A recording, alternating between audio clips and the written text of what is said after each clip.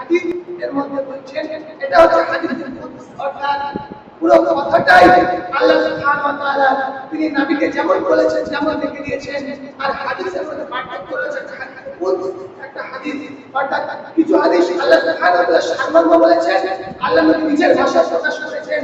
আর হাদিসের কুদস যেগুলো আল্লাহ সুবহানাহু ওয়া তাআলা যা বলেছেন তাই উম্মতের কাছে পৌঁছে দিয়েছেন।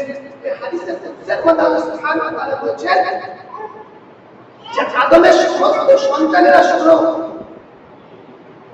ইন্নাকা মা দাআউতানি ওয়া রাজাউতানি, তোমরা যদি আমাকে ডাকো, তাআয়াদু এর অর্থ হচ্ছে তুমি ইনভাইট, আল্লাহ বলছেন তোমরা যদি আমাকে ডাকো, ওয়া রাজাউতানি এবং আশা রাখো যে তোমরা আমাকে ডাকলে আমি তোমাদের কাছে সাড়া দেব, এমনটা যদি আশা করো,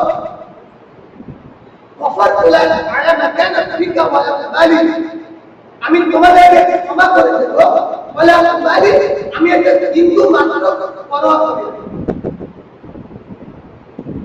হাদিসের দ্বিতীয় অংশে আল্লাহ বলছেন একটা আদম লাউ বালাগাত যুনুবুকা আনানা সামাই সুম্মা ইস্তাগফারতানি গফারতু লাকা ওয়ালা উবালি।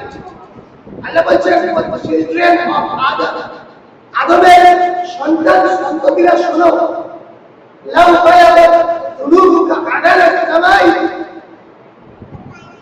যদি তোমাদের গুনাহ সমূহ, এখানে যুনুব শব্দ ব্যবহার করা হয়েছে, তোমাদের গুনাহ সমূহ পৌঁছে যায় আনানা সামা, আকাশে পর্যন্ত, আকাশের মেঘমালা পর্যন্ত,